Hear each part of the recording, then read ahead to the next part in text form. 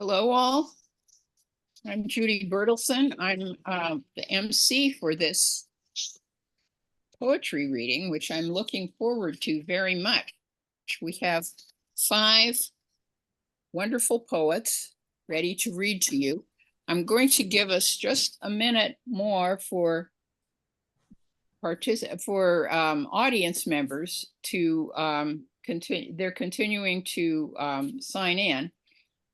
And so we'll start in about a minute. The order of reading will be Deborah, Ruth, Lily Mackenzie, Terri Glass, Kit Crawford, and Arlene Wohl. So they'll each be reading for about 10 minutes, and we're all looking forward to hearing from them. We still have a few people joining, so this is a part of the traveling show that's done every summer by the Marin Poetry Center. Anne Huang is the director of this whole large collection of traveling shows. Some of them are held in person in various venues, and others are, as this one, on Zoom, allowing people from all over the world to be present. So we're looking forward to hearing the poets who are on today. And I think now I'm going, let me also tell you the biographical material for each person, a short biographical sketch, is available in the chat. So take a look at the chat. And why don't you all just take a look at the chat right now so you can see where those biographical statements are, and maybe take a quick read. And then so you're not posting all of them at once. Oh, I'm sorry. Okay. Well, read the one that's posted. Thank you for telling me that. And within a minute, we'll start with the first reader. But let's, I'm going to wait until it says 2:03, and then we will go ahead and start. So, it says 2:03. So here we go with Deborah Ruth. Thank you. And I want to thank my friends who have joined this Zoomcast from the wonderful Marin Poetry Center's traveling show. I do this every year. I love doing it. And it's been fun doing it online by Zoom. Okay. First poem is titled All Are Questions. When does a poem start? Does the poem exist before it's written? Is it summoned and it obeys? How is the poem changed by being written? Who is the I of the poem? Where did the I come from? Where in the poem does the I enter? Does the I enter at all? Or does it enter as he, as she, as you, as they? Does the entrance of he, she, you, they alter the poem, its content, its intent? Is the I of the poem in control of the poem? Is the writer in control? Is it the reader? Or is nobody in control? Can the poem have its own life, its own reality? Who has a say in the matter? Am I the one who's writing the poem? Is it the real I or somebody I made up? What do I do if a painful subject enters the poem? Do I just let go? Let the poem do what it needs to do? When does a poem end? My next poem is dedicated to my feline friend and companion. Her name is Sheba, and the poem is titled Morning Ritual. She lies stretched out, supine, no sound, no movement but the barely visible rise and fall of her glossy rib cage. I slide my hand along her side. She stirs, sits up, her mouth opening in a wide pink yawn. She licks one paw, then rises to all fours, her back rounding in a luxurious stretch. Catching sight of the dish in the corner, kibble filled, she rewards me with the day's first purr, slides her body against me for good morning, leaps down and heads to her pre-breakfast snack. Grace is built into every muscle under the glisten of her fine black fur. Finishing the bowl, she rubs my leg, once again reassuring me that she is mine as I am hers. Next poem is titled Evil Twin. Often I hear or say a word, and moments later it has vanished into the sock drawer of my memory, sometimes meeting its mate right away, failing at other times, leaving me without the sought-for word or phrase. I mentally go down the alphabet or just give in and look it up. That's my ghost twin invading my brain, where it mucks around with its raging hunger for names of people, places, things, titles of films, books, magazines, complete sentences uttered moments ago, devouring them all one at a time. I need to devise a surefire way to reclaim my mind from this evil twin. I'm even considering siblicide. I credit Lorraine Bonner with having come up with that word. Next is titled Our World 2022. We waken slowly from what wasn't a dream. Foggy, unfocused minds start to sharpen. Smeared gray outlooks start to clear.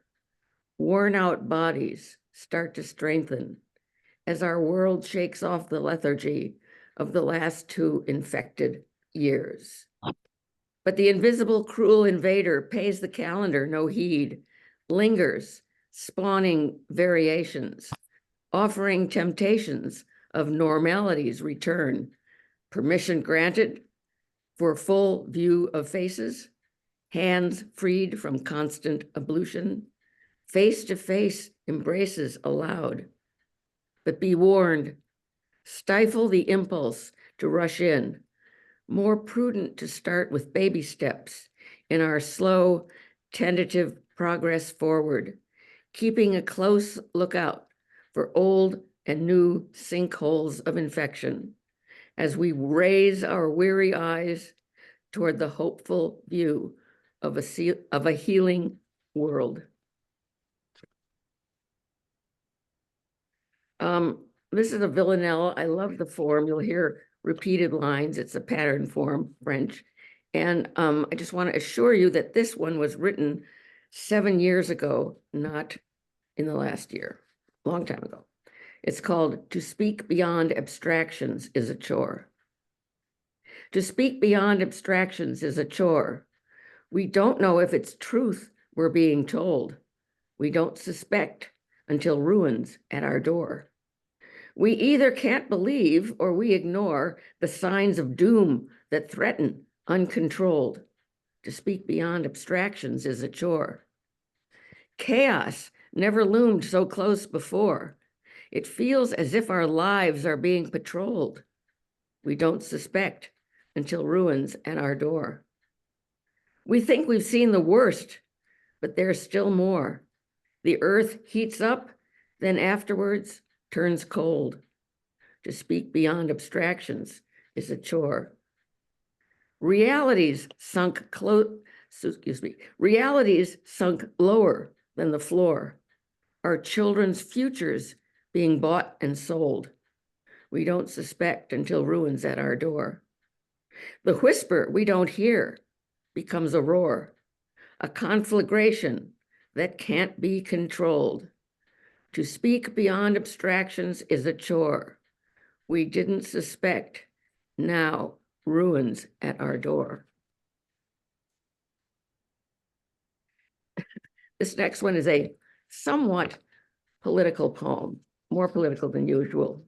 It's called Front Lines, and the epigraph is by Albert Einstein, who said, "Man cannot simultaneously prevent and prepare for war." Front lines. Bring our troops home from overseas. Send instead the politicians, safely distanced from real danger, those armchair generals with their tough talk. Hold them to their public statements. Let the ones who shout war loudest put their bodies where their mouths are. Send them off to desert front lines. Let them feel the heat of battle with antique gas masks and bravado. Grant those hotshots what they yearn for. Make them fight the wars they burn for. And on a more personal level, this one's called Short Woman Shrinking. A perfect fit when I bought this jacket years ago to combat the cold during timeshare weeks spent with my husband in the high Sierra. Now the jacket looks as if meant for someone a full size larger. My husband used to smile and say I was a tiny person. Now I'm even 2 inches shorter than I ever was with him, as if I'm growing less substantial, even less detectable. This shrinking started after my husband shuffled off this mortal coil. Alone, I occupy less space. My clothes grow bigger by the week. Will I keep on dwindling until I'm just a glimmer of myself? And my last poem is titled Telling on Myself. Younger friends look blankly at me if I mention Pentagon Papers, Nichols and May, or Mort Saul, Hindenburg, or Enola Gay. Just as my face puzzles up whenever they mention Glass Animals, Foo Fighters, Sergeant Splendor, the Smashing Pumpkins. I still say bummer and my bad. Can't keep up with the new phrases for expressing value judgments, though awesome, I easily understand. In fact, often use it myself. Unintentionally overhearing conversations from 2030s, I bite my tongue so I won't barge in and correct them when they claim the last Beatles concert was in LA. I do tend to go on and on when asked about some past event, delving down into details my listener couldn't care less about. In this, I remind myself of how my mother would go on and on, unaware that what she saw as rapt attention on her listener's face was nothing more than patient politeness. But when I get caught up in a story from before my listeners were born, I make the most sincere presumption that they're fascinated by my telling because they have so little material from their short lives to talk about and are grateful to me for the wisdom I so generously impart. Thank you. Thank you very much. That was lovely. I must say, I shared with Terri a love of that phrase, sock drawer of memory. But there were many wonderful phrases in that variety of poems. And now we are moving on to our second reader, Lily. Oh, and reminding all the people in the audience, including the people who've come in new, that the bios for the readers are all in the chat, and they will come in as each reader comes up. So do take a look in the chat for the current reader's bio. And the current reader is Lily. Well, thank you, Judy, and thanks to Anne also for all the work you guys do in organizing these events.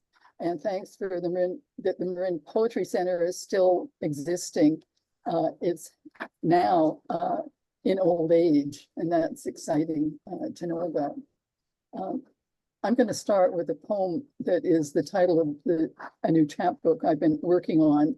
And I'm taking you to Canada, where I was born, Calgary, Alberta, where I grew up.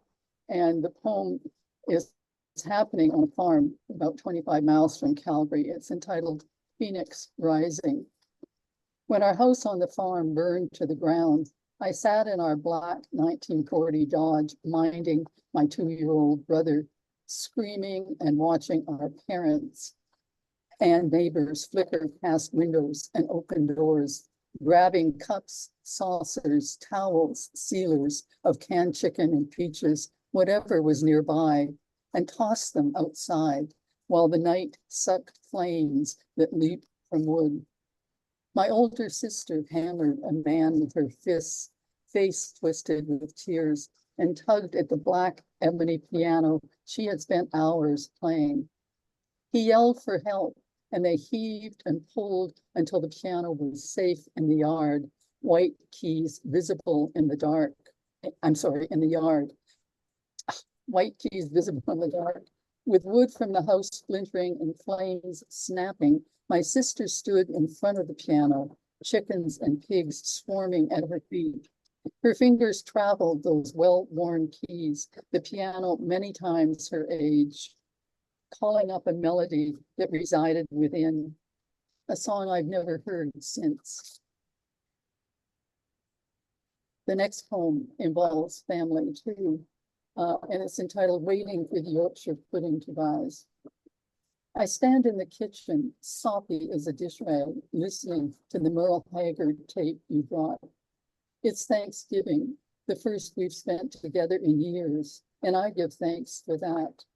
While you rip lettuce into a bowl, you tell me of your loves, your girlfriend, your dog. I listen, notice the way your nose leans slightly to the right since you broke it, and how your 501 jeans sit snugly on trim hips. Whenever we're together, I'm taken deep into myself, to the place where I carried you. That space received you again in these moments, spent mulling over memories as we cook Thanksgiving dinner and wait for the Yorkshire pudding in the oven to rise. This poem also has a connection to a national holiday, Christmas, and it's entitled The Visit. My new neighbor's daughter from across the street rings my doorbell, offers a plate of Christmas cookies, and asks to borrow 2 kids.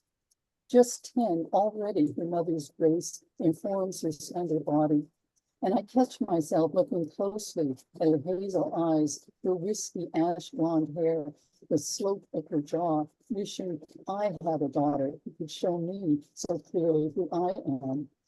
I give her a handful of cloves, brown withered sticks like shriveled crosses in her small palm, and wish her Merry Christmas.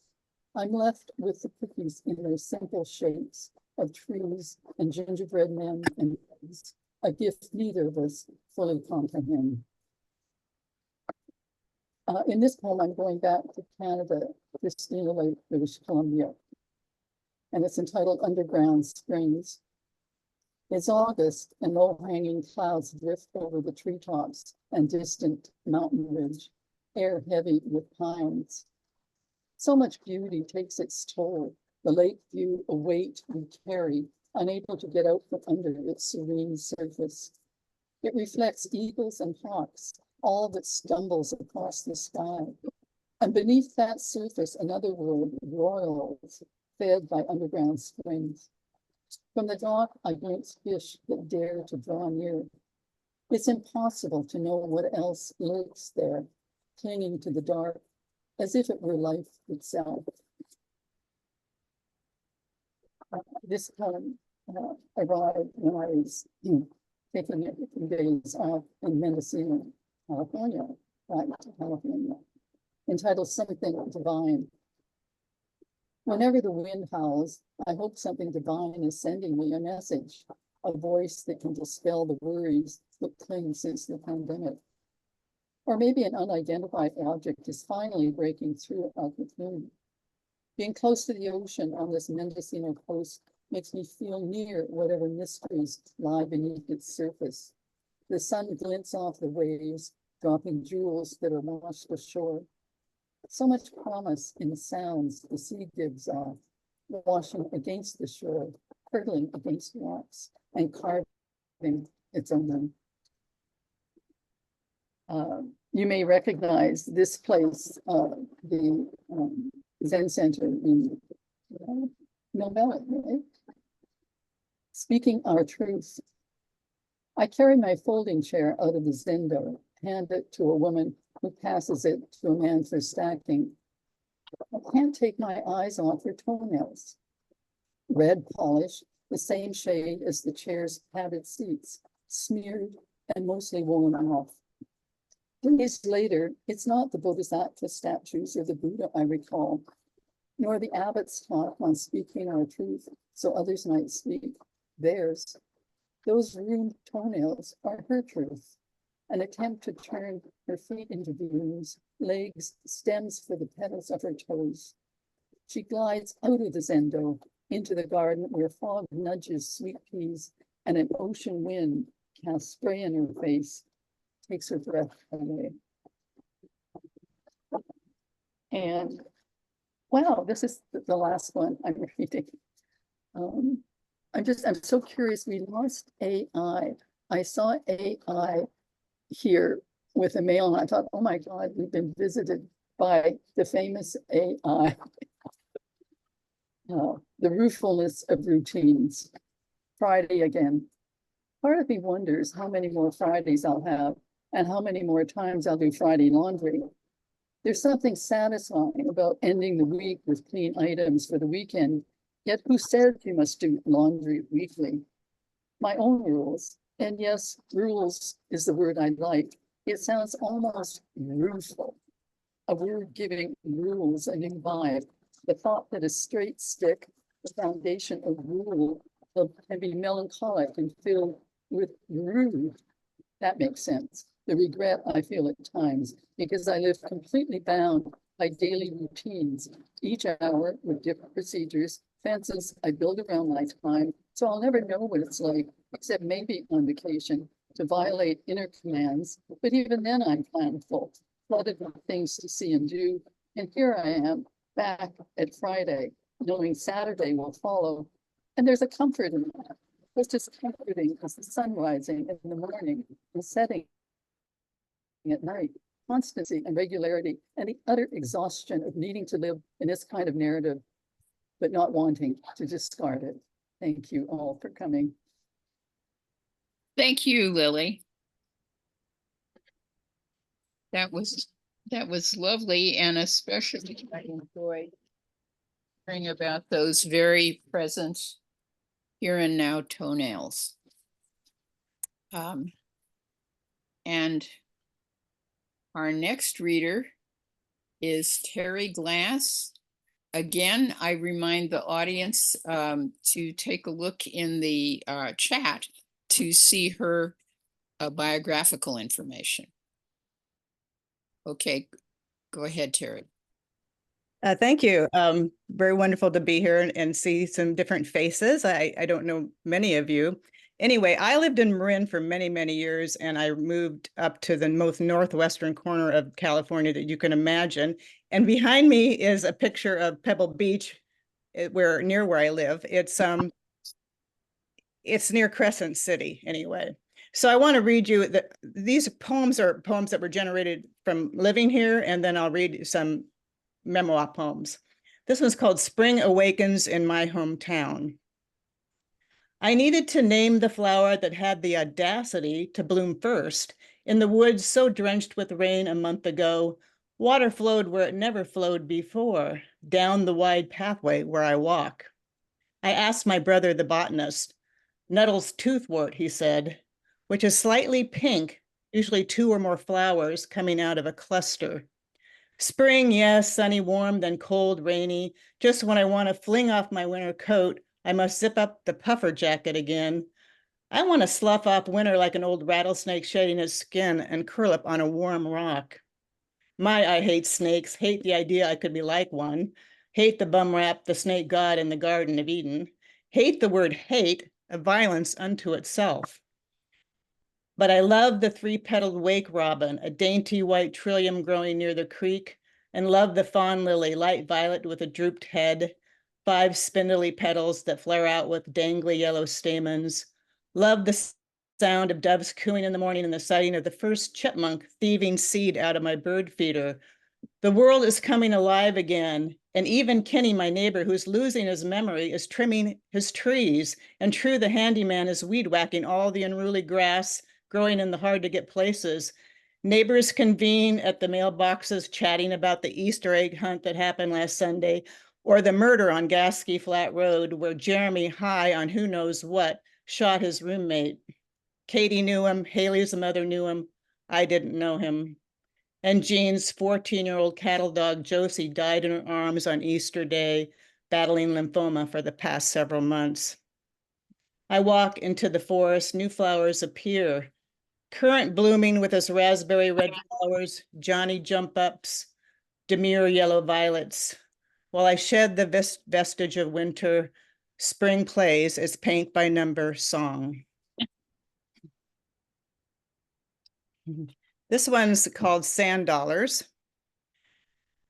And this is about Crescent Beach, which is one of the several beaches that are along the northwestern corner here, up where I live. Crescent Beach, so many sand dollars wash ashore. Some white bleached by the sun, some face down, a few with traces of purple or green, the color when they're alive. Often eaten by seagulls that dash them against rocks, or starfish sucking out their insides through the small hole of their back, leaving the exoskeleton behind. Sand cake, sea cookie, coins left by mermaids, the perfect 5-pointed petal embossed on its shell, the familiarity of a shape within a shape, Da Vinci's Vitruvian man. We recognize kinship, beauty, novelty all at once. My friend Matthew picks them up lovingly, dusts off the sand, and places them in a plastic bag for a picture frame he will make. Several beachcombers are collecting them, some tiny enough to make an earring, big, small, broken, or round, as the moon pulls the tides. Sand dollars enough to make you feel you've hit the jackpot of inventions the ocean generously gives away every day. Okay, this one's called Crescent City, 1964. Some of you may know about this event, but I had to do a lot of research after I moved here about exactly what happened. A city of beaches, sea lions, fishing boats, transients, a bleak downtown that never recovered from the 9.2 Alaska earthquake that created a series of 4 waves that surged into Crescent City under the light of the full moon. The first 3 only minor flooding to the town.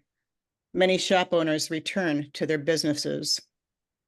The lighthouse keepers of Battery Point witnessed the ocean drain like a bathtub nearly a mile offshore, revealing a labyrinth of caves, canyons, basins. When the 4th wave, a mammoth wall of water, came barreling toward them, the wave looked higher than the lighthouse. With that impact of water, they felt they had been swept to sea. But the 21-foot wave washed ashore the sides of the rock, and the lighthouse stood triumphant, like an Olympian on a podium. When the wave hit the shore, thunderous explosions shifted the beachfront. Cars, buildings, lumber boats were tossed like toys and sucked back out to sea. 11 lives lost, 29 blocks of businesses and homes destroyed. Isolated on the rock, the lighthouse keepers watched the search begin the next morning along Elk Creek for bodies. Of all the debris that floated by, only a single spool of lavender thread washed ashore upon the rock.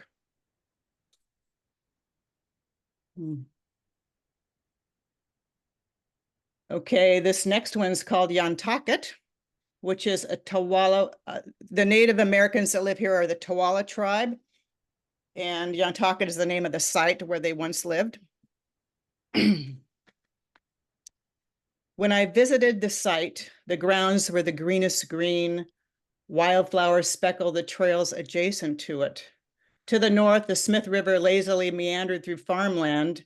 To the west and over the dunes, I heard the rumbling of the Pacific. Absolute beauty and serenity permeated the landscape.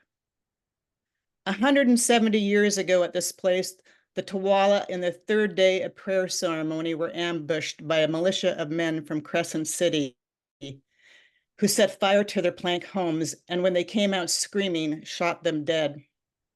The militia burned their ceremonial clothing and killing babies, some of them still living. A few escaped via the slough nearby, but somewhere between 450 and 600 Tawala perished. This massacre of Native Americans is the second largest in American history. I imagine a placard, something that would indicate what happened here. Instead, I came upon two hilly mounds, simply enclosed with wooden picket fences, and engraved in the wood above the gates, Yantaket Cemetery. No remnant of white man here.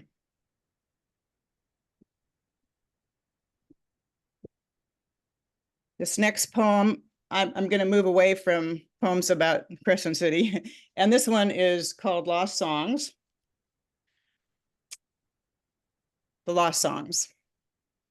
There is a songbird in Australia whose males have lost their songs. No one to teach them. Only a few hundred left of this honey eater. So the young males mimic other birds and females decline their offer, confused of what they hear.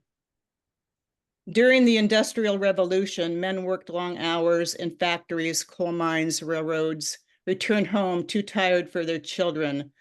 The young boys lost their songs to railway ties, hammering mines, conveyor belts.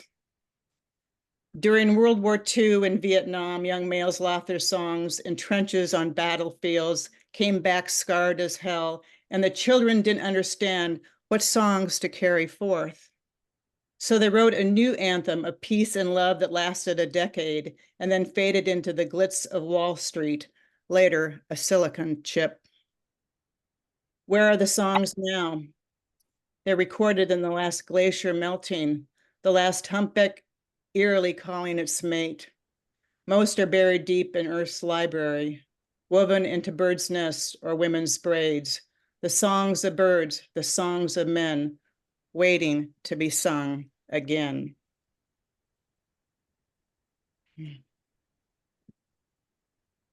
This one is called The Great Wall of Wally. And this is about my father. I rarely write poems about my family, but I've been doing that lately. The Great Wall of Wally. My dad's name was Wally, and his Great Wall was the shield he built after experiencing front battle lines of World War II, which morphed into anger towards his family, his buffer zone of normalcy after returning home from all the atrocities he witnessed. The walls he built, the dreams that broke, the homeless soul where joy became mashed potatoes and steak, German chocolate cake, and ice cream, and Wally's stomach grew, became the wall between feeling and the outside world, battling obesity, battling bad administrators at the school where he taught, battling politicians supporting the Vietnam War, where he'd seen what war had done, and he was done with that. Walls and battle go hand in hand, living in the small town of Battleground where he grew up. Wally constantly fighting, even after the Great War ended, fighting death to the very end, clutching the hospital bed rails where he lay unconscious.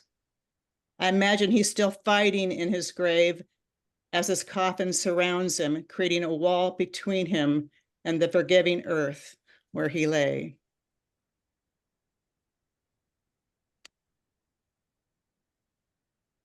And this last poem is called The Language of Dahlias. This is also about my father. The Language of Dahlias.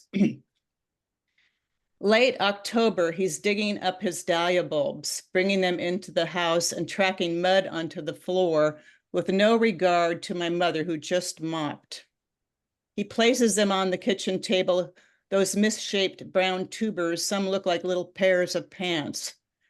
Carefully, he cuts the bulbs and with a black marker writes their names such as Daisy Duke or Boom Boom. He lays them in the wooden crates like tucking his children into bed, fills them with peat moss to keep them dry, and stores them in the back shed. I like watching him engage intensely with this hobby that gives him focus other than cursing at my mom that he can't find his socks or there's cucumbers in his salad.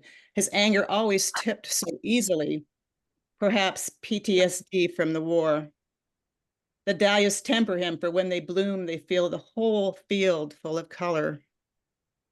Every spring he tills the garden, plants the bulbs in a deep hole with a tablespoon of fish fertilizer. By late August, they appear unfurling all the shapes and sizes, dinner plates, pom-poms, spindly petals like sunstar rays. I'm Alice in Wonderland walking through the rows of tall flowers with every color imaginable. I reap the rewards of his labor, not by the personal attention he gives me, but by the time and attention he gives each dahlia, which in turn speaks to me with their own brilliant language of love. Okay, thank you. Thank you, Terri, for those wonderful poems full of so much rich and varied life. Wonderful. Okay, our next reader is Kat Crawford, and again, reminding everyone to look in the chat for her biographical statement. Hi, everybody. Thank you, Anne and Judy, so much for organizing this today and for the wonderful support of Marin Poetry Center, such a beacon to all of us through the years. The first two I'm reading are from my book published in 2021 called All of It. And so this one is called, there are several odes in the book, and this is Ode to Good Things. Can everybody hear me okay? Good, okay.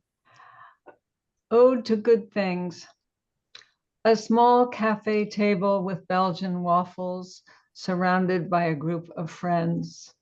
Paper-thin petals of wildflowers, scruff of feathers on a raven's head, salty skin after swimming, slicing glassy water. Hug of fog, apricot dusk, deep kissing, talking when there is time, curved arc of a sail, stridency of wet eucalyptus, currents curl on water, a stroller with twins, dogs that know the sound of toast, a chair for an unexpected guest, red lipstick on shapely lips, quiet of a library, holding hands with a grandparent, soft skin, tuberose and narcissus perfume, planting tomatoes, music anywhere, orange trees in blossom, people raising a roof, breaking in a new baseball glove,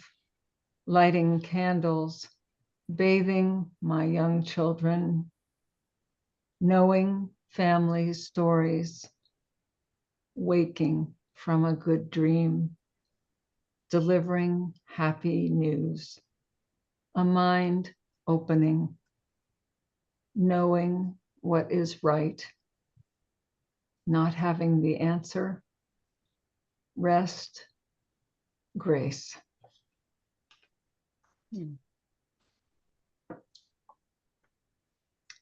And the next one is called The Salvation of Words. Brave are the ones whose words of light fell off cliff's edges, caught in midair by the hungry, saved in small scraps, sewn into dress hems, sent off in throats. Bergen-Belsen, Auschwitz-Birkenau. Dark, but their skin turned pale, sallow from months of rank slop. void, utter, dank, fish heads, no pens to write, captors, shadows stood still, hands poised on gas valves. Hold close the proof, eye to eye, prayed words like, forgive them. All mothers, dads, the innocents came.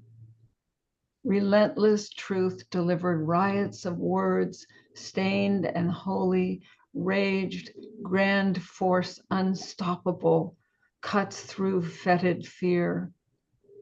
Keep tearing them, ripping them from the great liars on high.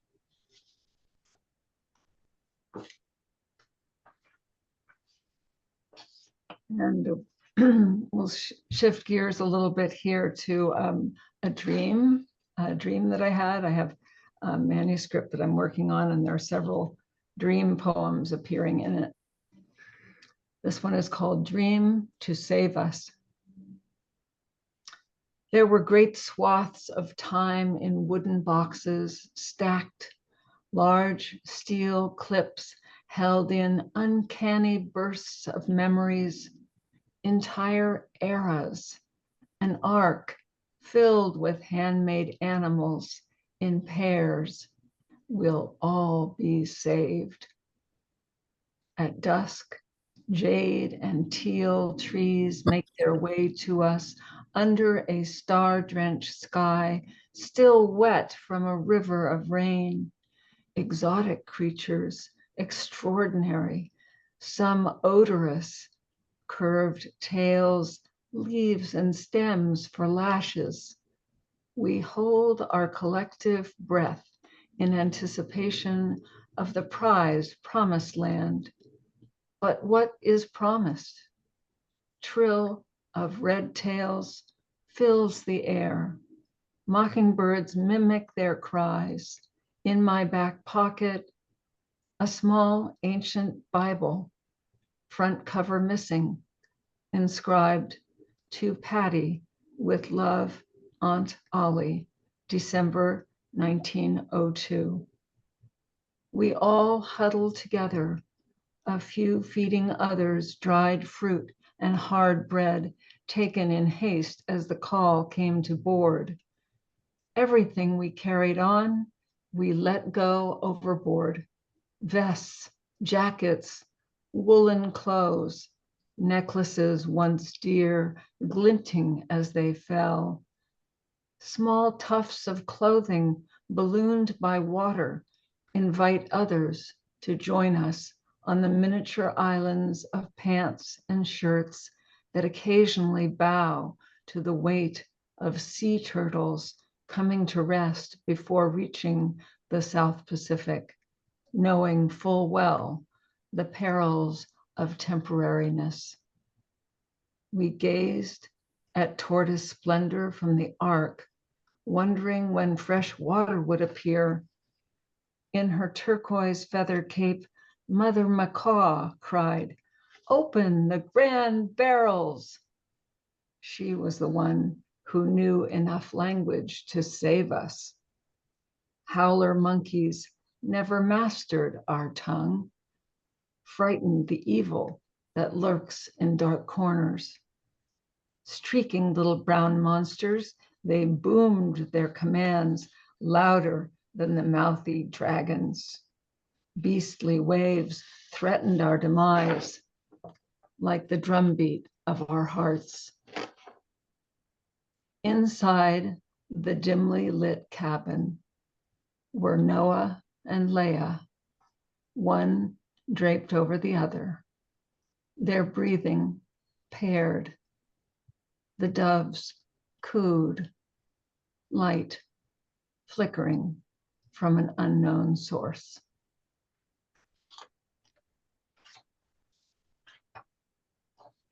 And this one is inspired by our granddaughter, who is about 14 months now. And it's called The Benefits of ritual. Each time I visit our granddaughter, I repeat the same ritual. I don't know why. Her skin, a cross between pink and white Icelandic poppies. Her namesake, Poppy. Here's how the ritual goes. Like a dream whose meaning is not yet known. We wrap ourselves up in each other like a mama koala and her joey. Then we descend 2 steps into the land of music and wonder.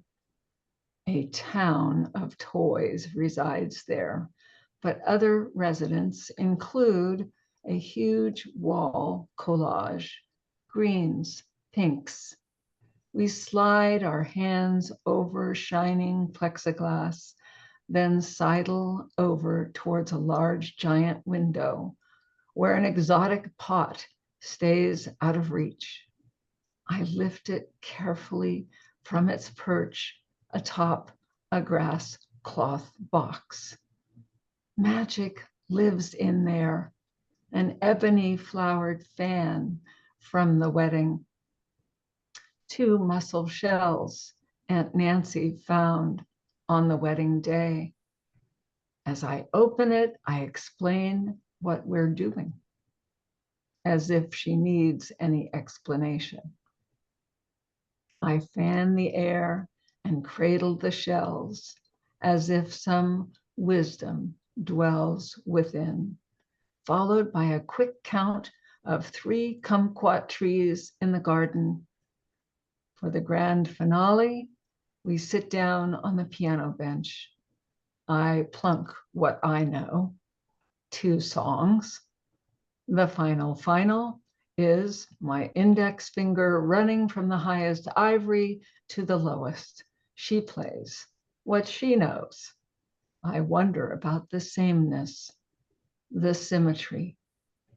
Oh, we do plenty of other things.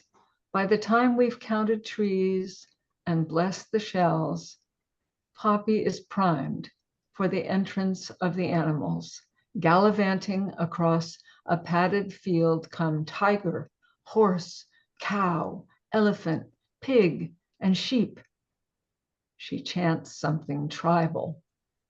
I chime in on a low note, adding a drum. What she knows is unfathomable, enchanted like her restless curls, protection from unforeseen, unknown. Her language is born.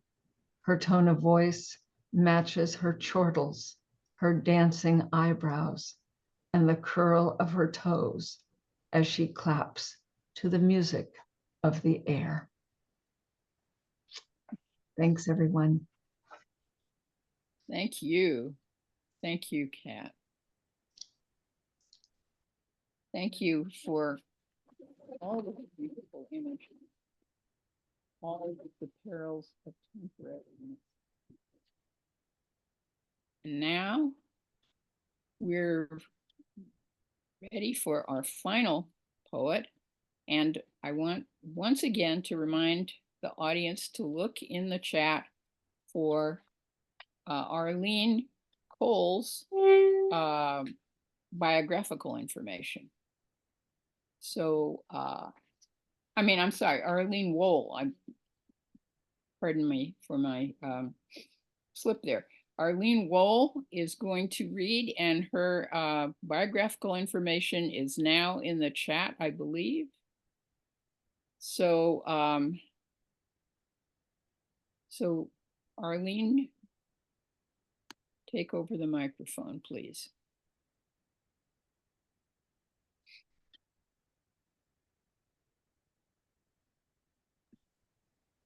Where is Arlene? I'm right here, but I There don't she know how to do it. Okay, now we're hearing you. I'm hearing you anyway. Yeah. Okay. So I just want to thank everyone for the Marin Poetry Center. I'm very new to this. My bio is not very impressive because I spent my life as a weaver and just started writing poetry since COVID. But I have a book. It's called A Jagged Line, and I'll start. Do you hear me? Yes. Yeah, okay. Obsession. I rise like clockwork at dawn and wind down at dusk. I rely on a regular routine, the rise and fall of the tides, the silence of night, then awakening sounds of a truck, a bird song, a darking a dog barking on its regular morning walk. I arrive at Pete's by 7, planning to get a poem written. But things seem awry. I sense something odd, and a gnawing sensation takes hold in my gut. I look all around and survey the surround, zero in on the condiment bar. It has moved its location 8 feet to the left. For no apparent reason, someone changed its position. The napkins and straws, the packets of sugar, the pitchers of milk, the sleeves for the cups, the chocolate powder, the wooden stick stirrers, all now 8 feet to the left. After this, what is next? How can I ever expect the future to follow the present to follow the past? Will the hissing of milk frothers turn into rumbles? The grinding of beans change to roars? Will the shouts of baristas announcing the orders turn to whispers that no one can hear?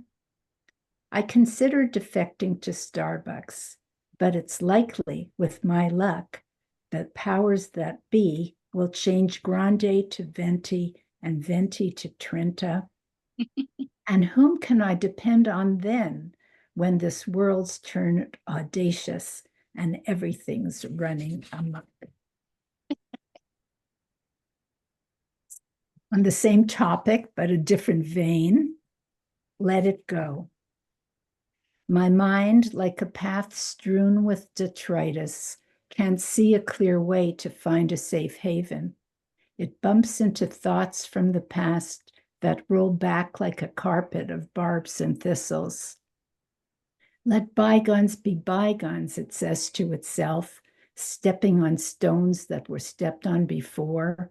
Over and over, the same thoughts appear, barefoot and bleeding from bugs biting harder, feeding on wrongs and remorse.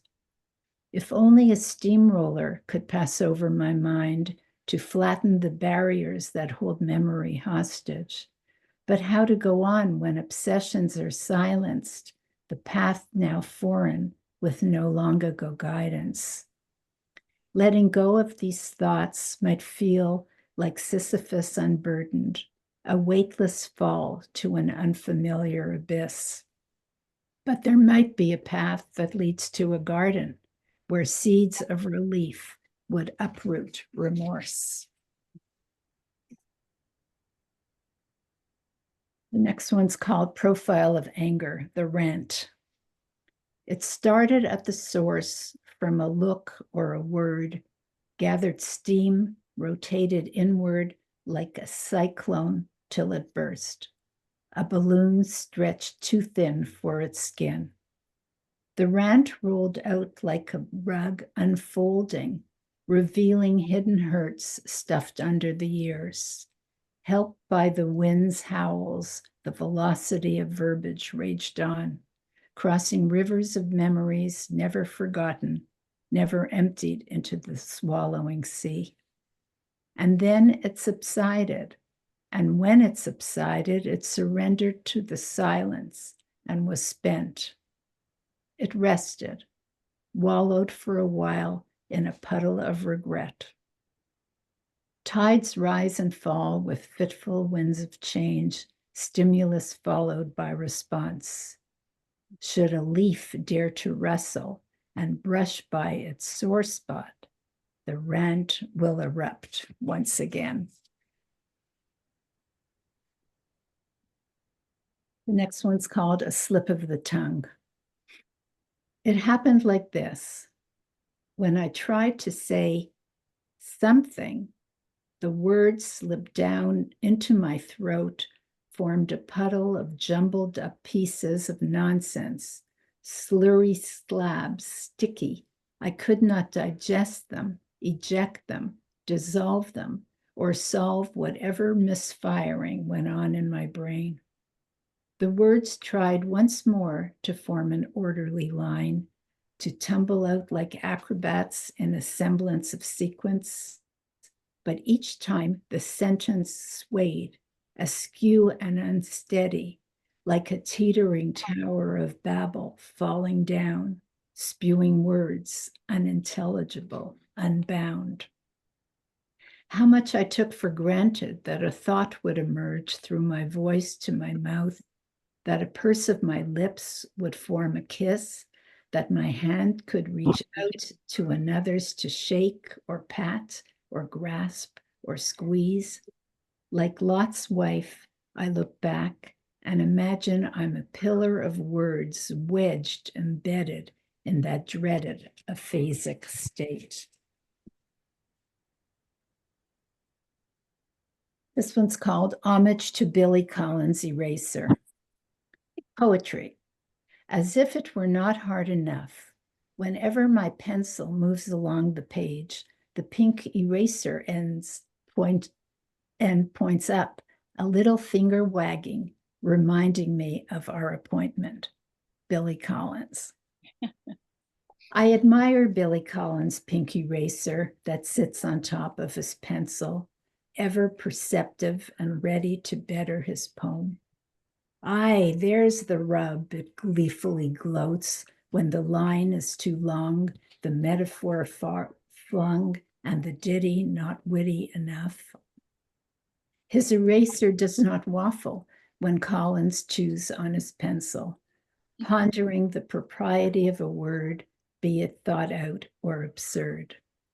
He's thinking too much, it thinks to itself, and rubs out the word, even though in so doing, it wipes out a part of itself. I admire Billy Collins' pink eraser that sits on top of his pencil, a sacrificial lamb that succumbs to itself, insisting on poetic perfection. But the poet brushes off its remains with a flick of his finger and little appreciation for the eraser's keen ear and self-effacing fealty. Disheartened by so many deletions, he chews off the rest of its head like a thankless praying mantis impersonator. And do I have time for one more or not? Sure, yes. Okay. This one's not a great poem, but I thought my son from New York would be tuned in. I don't know if he is. I don't think he is, but it's called My Firstborn. I was young and believed I was graced with this miracle as a gift to my father, who had only daughters, convinced that neither genetics nor luck played a part.